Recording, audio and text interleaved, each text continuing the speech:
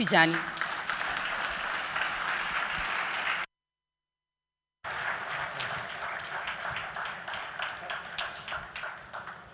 Good afternoon, everyone. I feel like I'm stepping on a very great stage, and I'm not sure how I'm going to end up walking the stage, but I'll try my best. To start, I'd love to show huge appreciation to Pastor Boju and everyone at Covenant Christian Center for this. And I mean this not because I'm standing in front of you. I mean this because I think this is one of the most innovative social consciousness platform that we've seen in Nigeria probably in the last 10 years.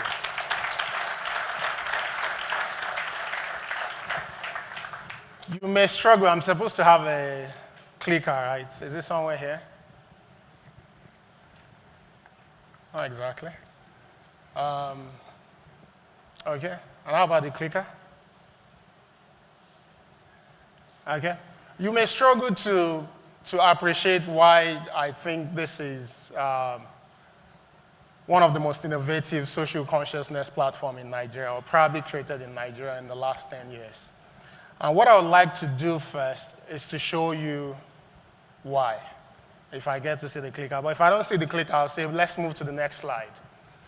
And I'll implore that you guys come with me. I know a lot of people have discussed some of these points that I'm going to be sharing over probably the next 5 or 6 slides.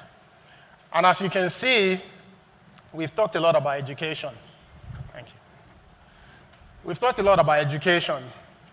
Some of us don't like seeing these statistics. We question their credibility most of the time because it's from the World Bank. We claim it's not our own statistics. It doesn't represent us. But in a way, they give a glimpse of the reality of our society, which most of us can relate with. Nigeria is said to be the country with the highest number of out-of-school children in the world, about 30 million of them. 30 million. That's significant. And in the northeast and northwest of Nigeria, about 55% of school-age kids have never attended a formal institution. Yeah? And it is said that about 58% of them will not graduate, and 42% of them will actually drop out. Not that they don't want to graduate, but for reasons beyond their control, they will drop out. Also, still within education, we've been told that 20% of Nigerian children only 20% of Nigerian children can read after completion of their primary school. Yeah, that's significant. And Nigeria is rated to be 152nd country when it comes to educational achievement in the world. If we move on to healthcare, which is meant to be significant for any nation, Nigeria has the highest maternal mortality rate in the world. So out of about 100,000 beds, about 814 of them will most likely die. And pneumonia kills about 20 Nigerian children, roughly under the age of 5. Yeah? Every hour. Every hour. I want us to contextualize this and understand it. And 43% of these kids will probably experience stunting. Yeah? Under the age of 5.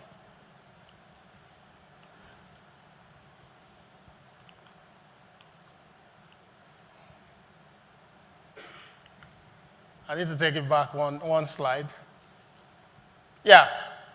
So I've been talking about kids all the while. I think this is the one that is important even for adults, everyone in the room. It is said that 18 in Nigeria die of tuberculosis every hour. Do we know this? Tuberculosis. And remember, this is the statistics we gather, knowing that we're a country that doesn't even do well enough with statistics. And about 1,000 Nigerians will die annually of disease epidemics. Yeah? The average life expectancy in Nigeria is 53.9, and that's below the average for the entire continent, which is about 60.7.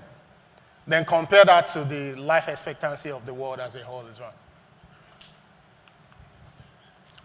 If we move to another important issue, Bosun has been talking a lot about food and food security. We're a food deficit country, which means we actually don't have enough food to feed our people. So that's a major problem. And I've mentioned this before, 1/3 of children under 5 are stunted, which means they don't get the right nutrition that they require in this country. Nearly half of the women of reproductive age in Nigeria, about 48% of them, are anemic. And we're still ranked around this as to be the number 172 out of 185 in the world. I'm pretty sure you guys are thinking, why is this guy going through this? He should go get to the point. I will get to the point, but one more thing. Conflict with Boko Haram. Yeah, in the northeastern Nigeria has left a large part of our population without access to enough food. And over 3 million people in Nigeria today require humanitarian assistance. Is this the country we want for ourselves? No. Absolutely not. But here is the problem.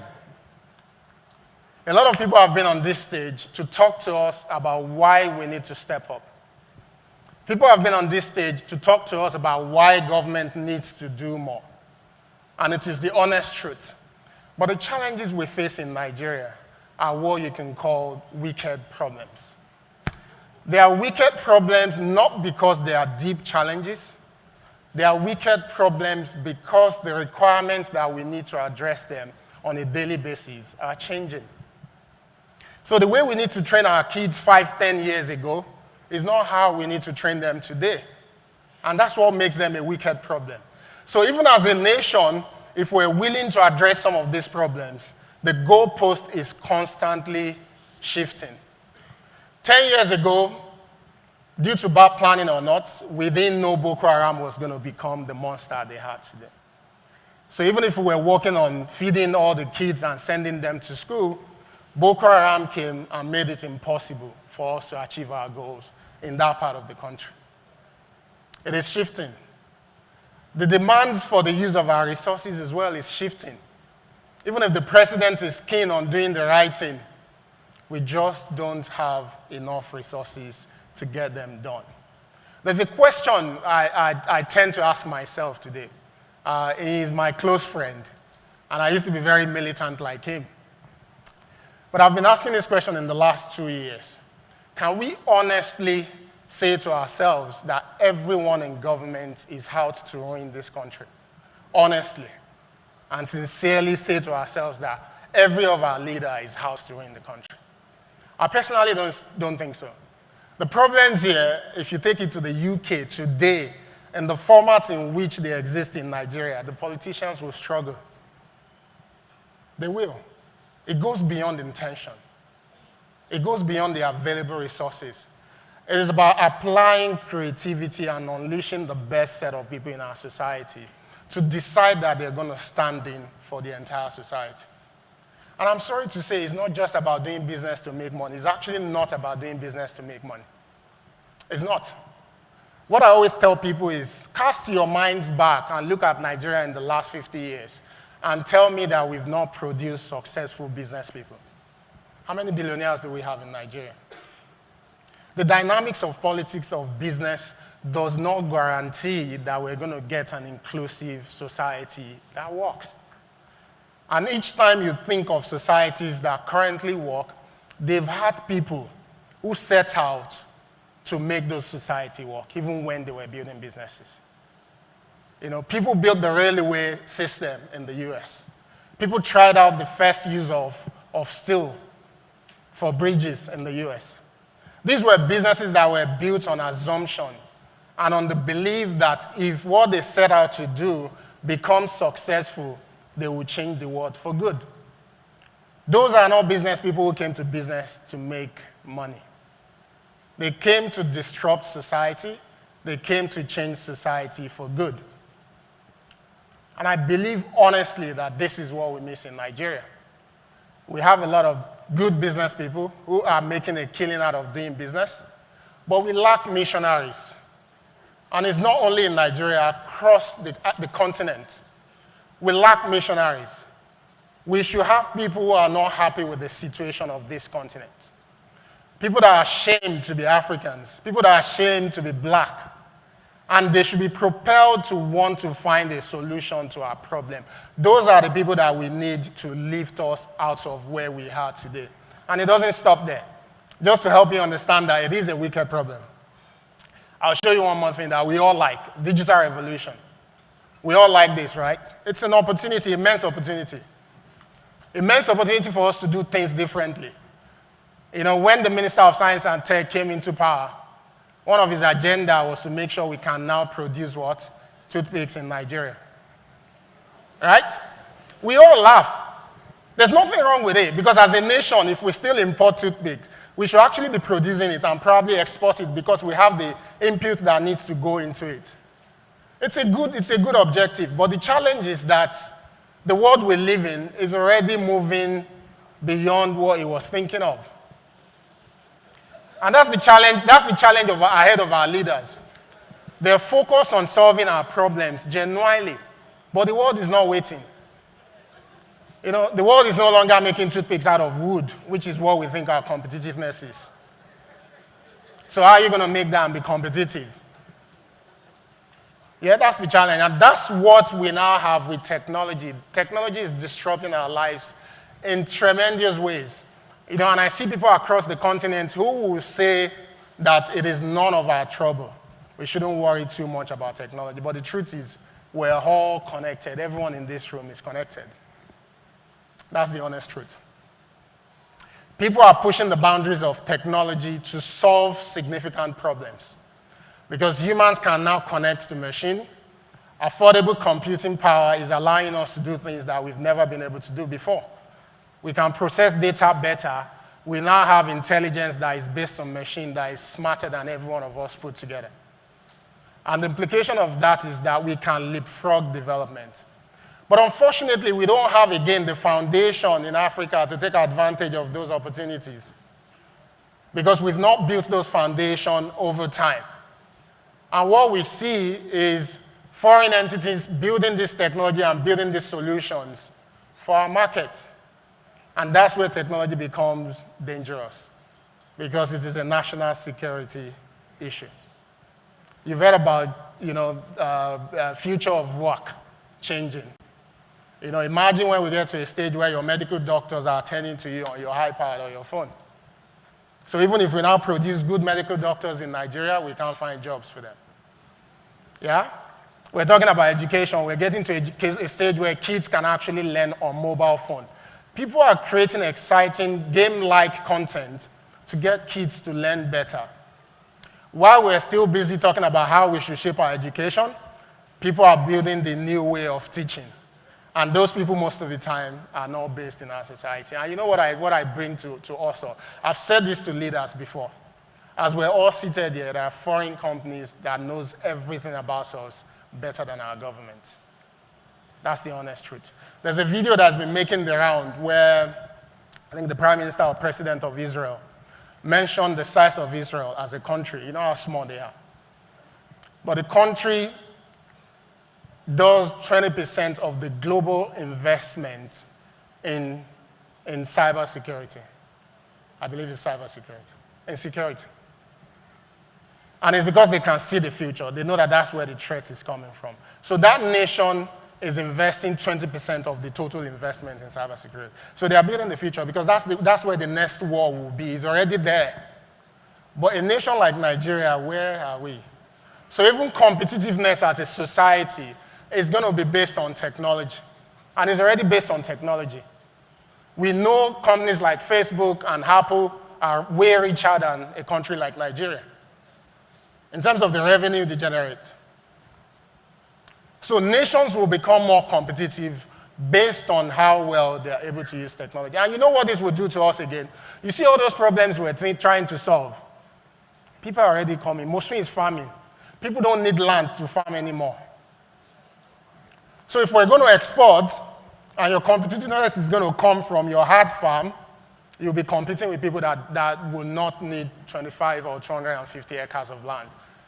Those are the kind of people you'll be competing with. But it'll probably take you 6 months to cultivate maize. It'll take them 1 week to cultivate it.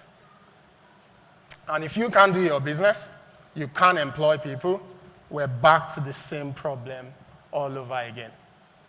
So this is why the problem we face as a society, they are wicked problems. And they are wicked problems because they are not waiting for us. And they are wicked problems, and we need to know that constantly criticizing our government is no longer the way forward. This is what I tell people. We've always done this.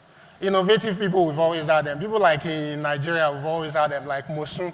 We've always had these people. We're not the smartest. What works for our generation is the fact that access to information is now faster. So what would take them 8 years, it probably take us 8 days or 8 hours.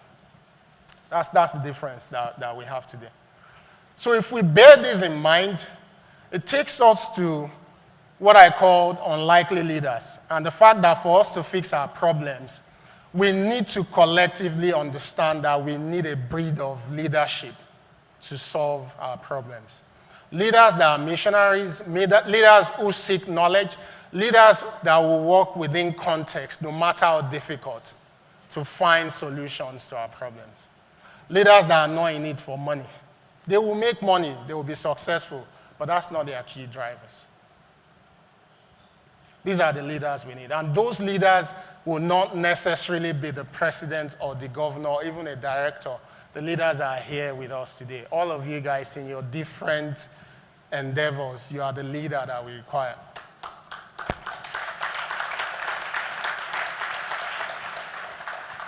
And this is why we do what we do at CCUB. If I can get this to work.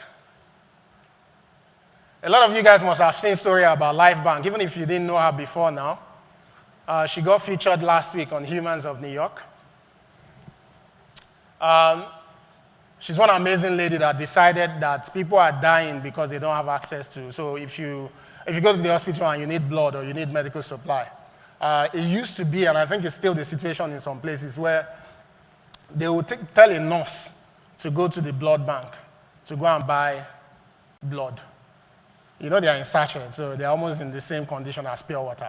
So someone will go and buy pure water to put in your body when you're dying at most hospitals, because we don't have the infrastructure for the hospitals to actually order blood, because not all of them can stock. Even those that stock, if they don't use it, it's going to go bad after a certain period of time. So they have to go and buy on a need basis.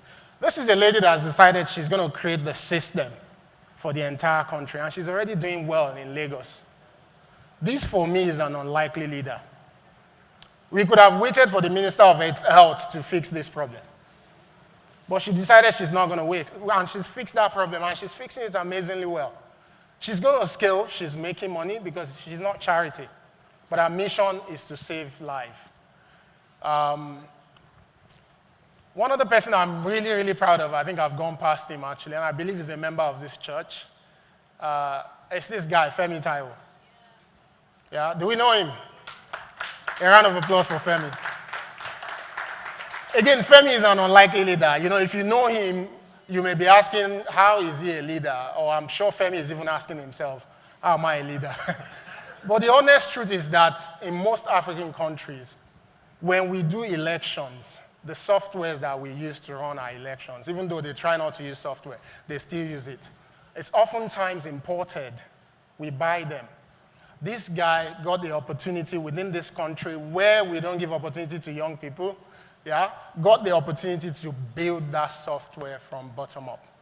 So if any of you guys registered and they took all your 10 fingerprints, his team and a few other developers were responsible for building that solution.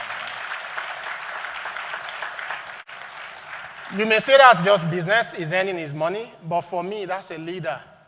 Because it's showing the way, it's showing that we can build sophisticated systems that can power and change our society. Another person I'm proud of, which of course has been part of CCUB like Life Bank, is Sheun Igmide, and I'm sure people know him. He's part of this church as well, Pastor. You're doing an amazing work on us. Sheun, when I met Sheun in 2011, we had a call out saying we're looking for people with creative ideas to get citizens closer to government. Because we've always believed that part of the problem is that we outsource the management of our country only to people in government. And the process of governance is not the sole responsibility of government. This is what we mix. It's both government and citizens. You tell them what you want, they do what they can do. If they don't do it, you hold them responsible. But over the years, they've done a good job on us whereby we don't care about what they do. And you know what I always tell people? When we do elections in Nigeria, there's something we do. And you can check it even now. Citizens don't talk about manifestos. Have you ever been involved in any conversation around manifesto? It's always, there's a Sanwo, there's Ambode. Ambode is this, Sanwo is that. It's always about that. Is the presidential candidate is from the north. The vice must be Yoruba so that we can balance things. That one is Christian. And all of us will engage in that analysis. Are we political analysts? It's none of our trouble. What we should worry about is what are these people bringing to the table? How will they better our lives? But we never do that. Because over the years, we've concluded that it's the responsibility of government to fix our society. And Budget decided that in 2011, it was going to find ways, look at this simple idea, it was going to find ways to get the citizens to understand how much money is available to government to deliver the services that we expect them to deliver. And if you have that understanding, you know where to hold them responsible and where not to, because they're not going to perform miracles. And I think the rest is history. Seun's work continues to grow. They've been a major force behind the newfound consciousness that we have around holding government responsible, and there's still much more they can do. And it's the same for the last person I'm going to share on this. Before I now do something, I want to bring on some real unlikely leaders. I want you guys to meet 3 people that I'm going to showcase here today. Well, this is another wonderful woman. I think she spent the last probably 4 or 5 years trying to figure out how we're going to enlighten mothers, especially mothers who don't have access to information, and in unlikely parts of our society. She left her job with KPMG to start Marmalade. This is someone I've supported, and I know how difficult it was for her to run her business for the first 2-3 years. And she's now evolving and looking for new models to solve societal problems. These are unlikely leaders. They are not rich people. A lot of them are not sexy in the sense of what we know about innovators or creators.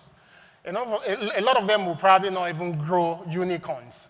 But the way I see their work is that they will help us to shape our understanding of what leadership should be in our society. Because I think we actually don't know what we want from our leaders. We lack the understanding of leadership. A lot of us today that are pushing for better society, if given the chance, we will get there and discover how complex it is to run a society, and we will fail woefully. But there's a need for us to create that understanding. So I'm going to invite 3 people. I'll start with Mr. Amao, who is a research fellow from the Nigerian Medical Research Institute. This really is not about me. I can tell you guys stories about CCO, but that's not what I'm here to do today. You should grab a mic. So I thought I was going to bring these fellows on board to join me on stage and to help me understand what I have to share. And they accepted, obviously. Mr. Amao, thank you for coming. All right. There's an important problem or challenge that we face in Nigeria that you're currently trying to address. Can you speak to it, please? Thank you very much for giving me the opportunity to share this podium with you. And I want to thank the pastor, too, for this opportunity. Yes, you started by mentioning a form of alarming statistics on TB.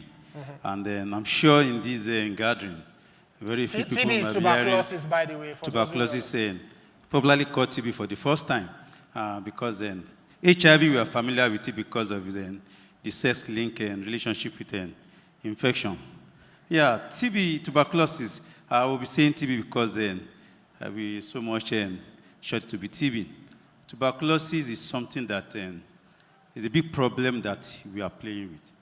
Yeah, in the sense that unlike HIV, the route of infection is actually through the air, it's airborne. And then these days, we so much live our life in ACs, most especially in enclosed spaces like this. And then if somebody with TB happens to be seated, I don't want to scare anybody here. I don't want to scare anybody here, yeah. I need to say that. But that's just the reality. That is why the number will keep increasing if you're not careful, if you're not doing anything about it.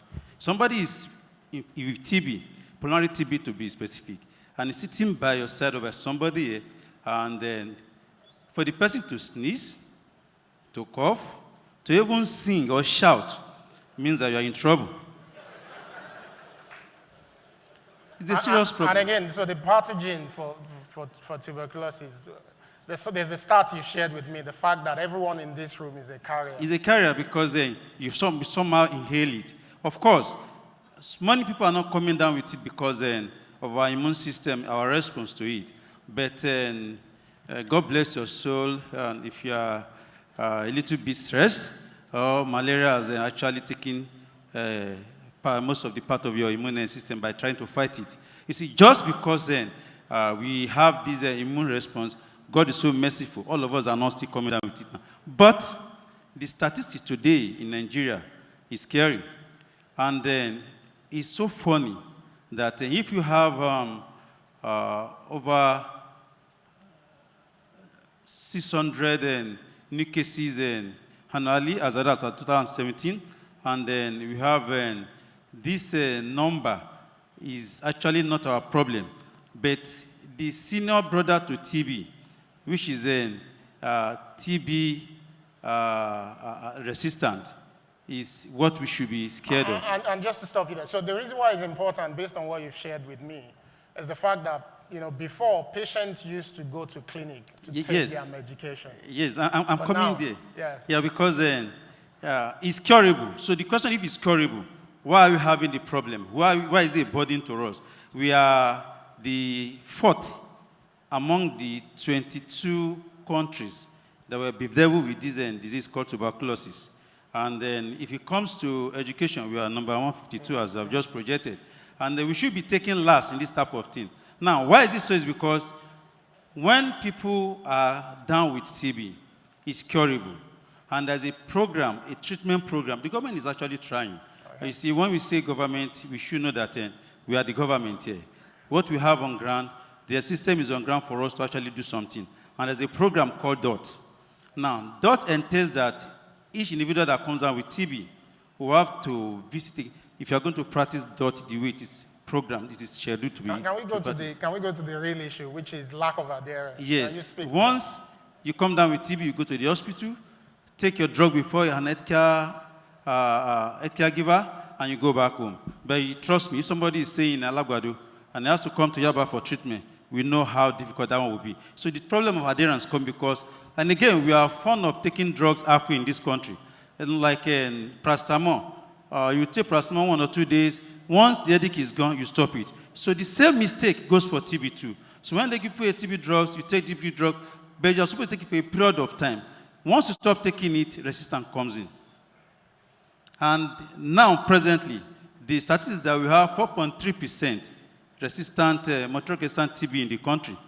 And then it's telling us that we are not doing very well at all. So this nature of adherence comes in, and once you are not adhering, because TB is curable, but you need to adhere to the TB, at least 90%. Okay, so just to go to the next question. So what you're aiming to do is to find a solution to adherence to treatment. Yes. So Mr. Amao set out to find a way to get TB patients to use their medication, because if they use the medication, they will get cured. If they don't use it, they will train the strain to be harder, which means all of us will then be exposed. That's his objective. So what's the solution you're proposing? Okay, we look at it that, okay, there's a cure for TB, there's a treatment program on grant. Why are we not doing well? Then we have to look for what is actually the real problem, non-adherence. Why are patients not adhering? One, the financial implication is there. The stigma is also there. And because nobody wants to tell the other person that I'm TB infected. So those are the things that keep people aback and they are not coming up for treatment. So we look at it and say, and today in Nigeria, the good thing about there's another statistic that is good to us here. Many of us are with phones. Not just phones, Android phones. So we look at it. Okay, if the problem is coming to the clinic, to get treatment. If the problem is the money to take yourself from student, and you are carrying a phone, and on the average, even the market women buy data these days because they will do WhatsApp, if not Facebook. So we look at it and say, and again, we just want to bring anything forth that is foreign. Of course, to easily get this done, we are looking at a way that we can leverage the technology that is actually fast-growing. Okay, so we've decided, Mr. Mao decided he's going to build what is called remote observed therapy in healthcare, which is a system that allows patients to take their drugs remotely. What resources do you have at NIMA? By the way, NIMA is the only medical research institute that we have in the country. The only one, and that's where it works. So what resources do you have to build this? Well, when we set out for this project, actually there were no internal resources available. But we don't want to just do the sit down and look as we used to know it. That though there were no resources, but we believe, and I personally believe that there is something that can be done to make this happen. We could also choose to use WhatsApp, but it's not secured.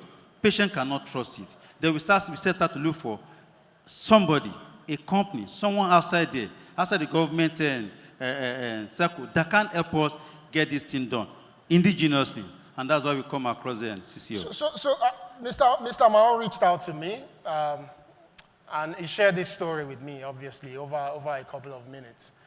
And I realized that, of course, he didn't have resources to build the technology that he's talking about. It's beyond an app, because there's a whole lot of calculations that needs to happen behind it. But for me, I thought if we can build this solution to tuberculosis challenge in Nigeria, it means it's going to reduce my own chance of TB, exactly. Being a patient. But it didn't stop there. At the same time, I was thinking, this is research and development. If we build this solution, tuberculosis is not unique only to Nigeria.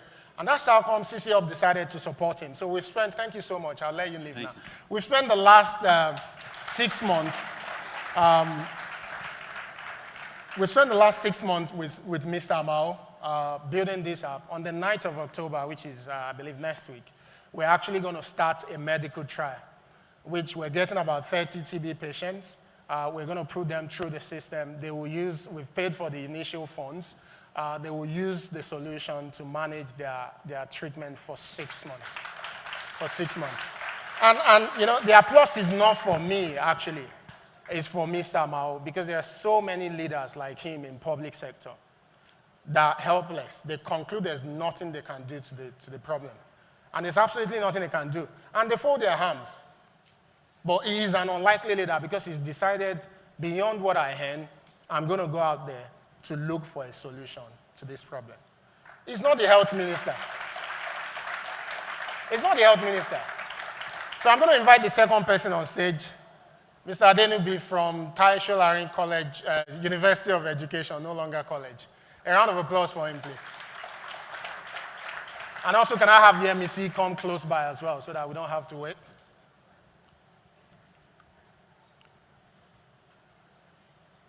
Mr. Adenubi, so quickly, you've built a system to improve productivity at Tai Solarin University of Education. Can you explain to the room what it is? Yeah, thank you very much, Bosun, and thank you, the platform, for this great opportunity. I would just want to assume that there are a number of Nigerian students here, and you can imagine the kind of challenges you have in the tertiary education, especially public institutions. And I saw at the time when I was employed to get into public institutions, I could see the mammoth of this challenge. And so we're concerned that we have to get out of this. We had the option of advising the university to go get off-the-shelf solution. But the reality is that some of these solutions does not address our own peculiarities. Because the requirements are not just us. The requirements that were gathered to build these systems were foreign requirements. And so that also represents why so much IT projects, why they fail. And so we had to gather together and take a deep research into building an enterprise solution that captures our own peculiarities, modeling the framework and technology that can solve our own problem. And we built a solution now that handles our admission at Tai Solarin University. Today, our admission process is seamless. We also have our own locally developed computer-based testing solution. We're moving to course registration that is completely automated now. We go beyond that using the data that we have gathered to also model our own result processing system. As such now that at the point of a button, you can have your result ready immediately you graduate. So in essence, what are we talking about? We're talking about a situation now where data is used to support management decision process. Where now we now model a solution that is typically our own and that we can all be proud of as a Nigerian. How we started was another story. It was from a very humble beginning. We are constrained by a number of challenges that we can define by the deficit that we have in infrastructure and resources, moral and financial. So what sort of resources did you have internally to actually build this solution? The interesting thing is that there was fairly nothing. But that cannot be the limitation. And we refuse to accept that that remains a limitation for us to say we cannot move forward. So today, if you can talk to it, the solution is now being used by... So today, the solution, we call it Tertiary Academic Management System, TAMS. It's not only being used by National University of Education. There are 4 other public institutions in Ogun State that are using the solution. And they are using it better now to further improve their efficiency in terms of service delivery to students and staff. All right, thank you so much. I'll stop it there. Again, just to demonstrate, thank you. Just to demonstrate to the room the unlikely leadership in what is done. The average IT director in any institution in Nigeria is thinking of buying a software. He's gone into a university, he's built a software to manage the school. But he didn't stop there. He's now selling the same solution to other universities and generating revenue for the university. So when you compare that university to similar universities in Ogun State, and they have better opportunity for sustainability, you won't understand where their resources is coming from. A part of it is coming because an unlikely leader has decided to contribute and add value to that university. So today we've decided to partner with them, thanks to the Commissioner of Education in Ogun State. CC Hub is going to be setting up an EdTech Center of Excellence in Taisho University. Very strange, but we believe that there's a leadership there that we can ride on to build new technological solutions to change our education system. And lastly, I'll invite Yemisi. Yemisi, join us. Again, you're going to struggle to see the leadership in this one, but I'll explain at the end of it. Thank you so much for coming, Yemisi. Can you tell us why you decided to start Sarilo? Good afternoon, everyone. We have only 5 minutes, remember? Okay. So it started when I had an extra year in school. It's not like as if I don't know Buko, but it happened. So I was trying to figure out what I was going to do for the next 1 year. So then my grandma came from the village. It was during December. And then she bought lots of pepper and tomatoes. And she asked me to guess how much she bought it. And I stay in an area where foodstuffs are generally expensive. So I called an amount and she was like, nah. And she called one very cheap. And I said, yay, mama, ma tata. Sure.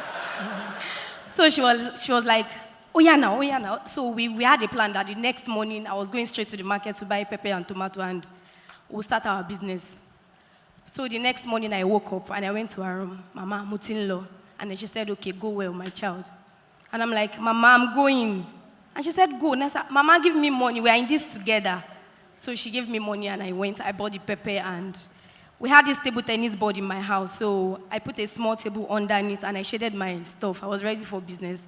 And nobody came to buy first day, second day. And everybody started telling me, you better grind this thing. Let's do it for Christmas chicken. But I was stubborn. I'll go there every morning. I'll pick the soft ones. I'll grind and then keep in the freezer. So I kept at it. And then the break came for me when, that was 2011, December. I want us to take note of that point.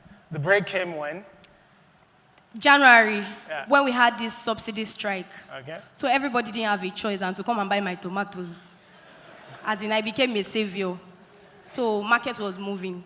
So from tomatoes, they will come, do you have Maggi? And I wasn't selling Maggi, I was only selling pepper and tomato. So I'll tell them, wait, I'm selling. I run to my grandma's kitchen and steal a Maggi and sell to them. I've actually not begged for forgiveness. So I kept at it. They would come, do sell onions, vegetable also. I started buying those things in threes and all. So, and then they started again, do you have chicken? So I found out there's this cold room around my area, so I would go there. So that was when I found out that like 10 people could actually share a carton of chicken. So when you get there, you see all those women, they'll start shouting, half carton, quarter carton. So that's when I knew that you can actually share a carton into a quarter into half quarter. So you moved into chicken. So can you tell us why you decided to turn it into an online business? Okay, so it got to a point. Or into Sarilo, actually, to move it away from what you sell in front of your house. Okay, so it got to a point I got bored because it wasn't challenging anymore. So I needed something more challenging. And then I found out that the reason why these stuffs become expensive is because they are perishables. So you have to add the cost of the one that got perished yesterday to the one you have to sell to them today. So I said to myself, I said, okay, Ogunkolaye, instead of me losing and these people getting this stuff at a very high price, okay, why don't I go to that place where I get it from and buy for them with their money? So whereby it's a win-win situation. I buy for you at that very cheap price and you pay me my commission and everybody is happy. So that was how I came up with Sarilo. And today, so Sarilo is online. So why do you think technology is important to what you're doing? Or what can it do to your business moving forward? Okay, so I'll give an example. Like, when I thought of this idea, I actually printed flyers and I gave all these guys that used to do like this to share for me. So what happened? And then they promised they were going to share all over the Nigeria. And I got just 2 calls from that thousands of flyers that I shared. The first one was a man, and then he called to tell me, we can do your website for you. And the second person was the only customer I got. But, okay, so what do you think tech can do? I think they're already waiting. The tech has helped me in the situation whereby I have a lot of customers around Lagos. And it has brought me out, and it has helped me to get lots of customers from different areas. So I'm not limited to my area where I stay. I have customers all over Lagos. Thank you, and I'm also a celebrity. People see me and say, I know you, you're Sarilo. Thank you, Yamisa. So just to wrap up, the unlikely leadership in that for me, and the reason why we decided to invest in this business, is the fact that you pay what you pay more expensively for the food you eat, especially the perishable, according to her, because they have to make the cost of the one they didn't sell yesterday off you today. And with technology, what we can do with that is make it on demand. You buy, you order, they buy, and they sell to you. And I think one problem she has, because I order food from her, and I actually warn her, I don't want a lot. If you order 100 naira worth of tomato from Sarilo, if you're not careful, you're going to end up wasting it. Because she goes to my 2 or my 12, or what's it called, to buy, and she buys it in bulk. So to conclude, I think it's important for us to understand that the problem that we face as a society is deeper than what just government can solve. Each and every one of us, and the smartest of the people amongst us, needs to wake up to the fact that we need to collectively solve this problem. Like I said earlier, we need more missionaries than successful entrepreneurs in Nigeria. And I hope some of you guys will end up being those missionaries. Thank you.